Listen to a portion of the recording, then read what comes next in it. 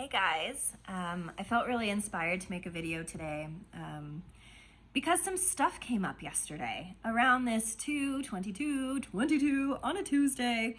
Ha ha ha, this is so great. This is a big portal opening. I shared my beautiful friend Ella's thing on my bookish page about it, and I just thought it was so interesting because one of my other friends posted saying, nothing big like happened to me, so that's disappointing.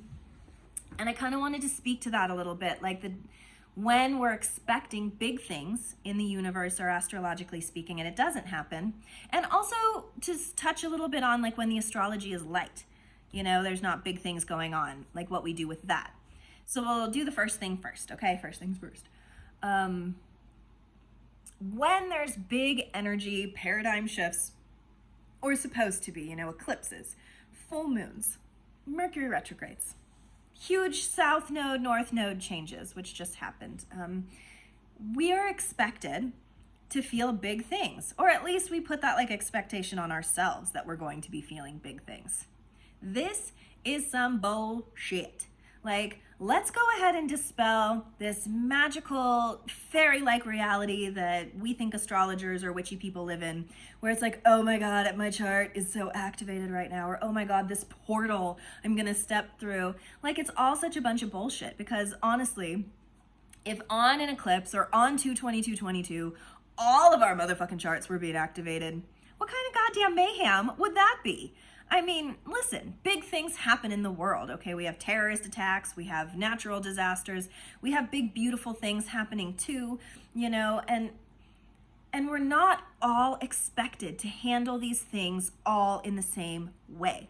Nor is the death of one public figure a big tragedy to one and not to another. To expect big things as a collective is putting a lot of pressure on the universe first, because we're just not all built the same. We're just not built to react to life the same way as the other person. And so sitting with that for a second and being like, when there's big astrology or big things coming up, everybody has a different chart. Everybody has a different soul's karmic promise here in this life. And so we're not all going to be getting activated in the same ways as the other. So my one friend said nothing happened to her, and that got me very thoughtful, because nothing really happened to me either yesterday. But what I can meditate on and think about was, what were some of the really good pieces or thoughtful pieces of yesterday? Well, all three of my cats at the same time snuggled me, and I thought that was pretty choice. And my children too, but like the cats though. And then I had like a deep welling of missing, of some people in my life that aren't in my life anymore. And that's when I was like, ooh, that's stuck energy. Like, I still feel that in like really squishy, ouchy places. And so I know that there has been some defense mechanisms to build that part of me up to protect me from that. And so when it comes up, it maybe hurts a little bit more because I don't, focus on it, or I don't try to heal it or whatever. I just let it be, and that's okay too. But knowing that yesterday was a big day, reflecting this morning on my friend saying nothing happened to her and nothing really happening to me, all of the stuff kind of came flooding in of like, gosh, I've been having like really stressful dreams lately about not being good enough, about this, that, or the other, about, and so to me, I looked at it as an opportunity to be like, oh, there was big energy. Those were the small things that came up for me. How do I draw them to the surface and make them really big? One of my favorite astrologers, Caroline Casey, says, if you don't feel the emotion all the way through, then it's kind of like a residue on your heart, it kind of stays there. So like when you're mad, get like enraged, and when you're sad, get devastated, and when you're happy, get completely blissful. And like, this is how you, from the inside out, work through your emotions, So instead of, when I feel that ping, trying to temper it down or push it away or do my daily whatevers that I do all day, to really sit with the missing, to really sit with how joyful it was that all of my little beings were on the couch with me all at once. It's like, I'm missing, and here's all this love for me here. What's that kind of juxtaposition? Look at what one brought up from the other for me, and so now I'm going to work with that a little bit this weekend. There's really light astrology this week, but there's some cool things. Like today, Mars, which is like our warrior energy, is sextiling, which is like a fun, good, positive interplay with Neptune, which is the planet of like our dreamy space and like our hopes and our, things that we maybe are a little bit more unconscious of. That's so cool. Like when the things we're unconscious of get given a voice, this Mars voice, because Mars wants us to work it out. Mars wants to like flip the table. Mars wants to laugh the belly laugh. Mars is here to express all the way through. And we're in a Sagittarian moon right now. That's like a classic foot and mouth sign. It wants to give voice to all of the things.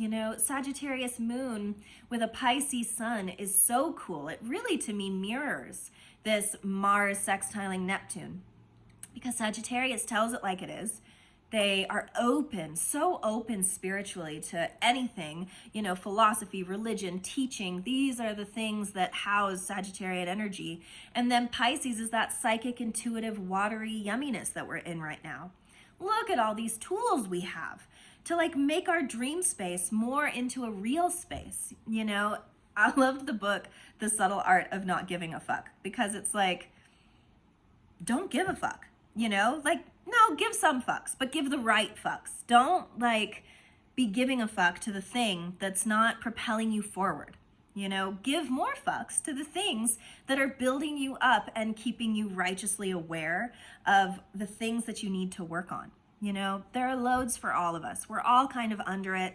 It's been this, the North and South Node were in Gemini and Sagittarius. So it was a very like communications lost period of time. Hello, COVID. It was a very isolating time where we had to really sit with our thoughts and our structures, theoretically. And now the North Node and South Node have moved into Taurus and Scorpio. And so what we're needing to shed is all the secrets, like all of the things that we keep from ourselves and the things that we keep from our loved ones, to try to keep like that Taurian foundation up. Because really, if our foundations are built on our wounds, on our pain source, or even just our joy source, if our reality is being built on the things that happen to us, say, then if it's not worked all the way through, like Caroline Casey says, if we're not like feeling our feelings all the way inside out, then we're building false foundations. And that's what this energy is about in the next few years, is we need to rebuild, guys, not just collectively, but individually. We've been shown something really collectively intense.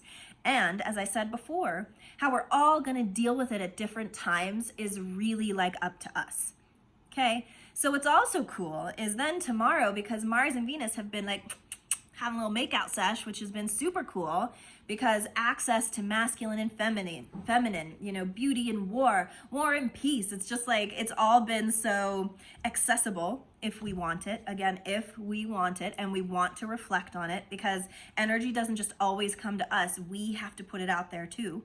If we want to see a circle, then we have to look for it. It's not always just going to come to us. But once we start looking for things like a circle, that's just a random thing. If we start looking for circles, then circles are going to be all around us. It's all about where we're turning our heads, So anyway, here is Mars and Venus having their little makeout sesh. And so Venus is coming up to sextile Neptune also. So it's like, what is our dream space going forward for our masculine and feminine energies, our warrior and our lover? Like, how do we want to foundationally build ourselves up so that there is no only masculine or only feminine energy? It's all here together, wanting to talk to each other. I think that's really cool. The other cool thing that's happening astrologically is that Mercury, which rules our thoughts, is in Aquarius. So like, I love that, because sky's the limit. Maybe it can feel a little disjointed, but it's very non-emotional, right? So we can really kind of start to like cut through our own bullshit. Like, how are our daily lives and routines letting us down? Like, what foundations have we been building in ourselves for a while, to cope with COVID particularly, or to cope with all of the changes that we're always unsure of? All of us have a pain source around that, and all of us are trying to get out of it, or, really wallowing in it or whatever. There's like some stuck energy. And there's been stuck energy having so much earth around us, earth energy and retrogrades. And dear Lord, it's been hard work, right? So now there's like a loosening of the guard, that was protecting us from ourselves. And now we have this Mercury in Aquarius, which non-emotionally can think bigger picture. That's going to be squaring Uranus and Taurus. And Uranus is the planet of like disruption, of change, of big energy, but it's in Taurus, which is earthy and foundational.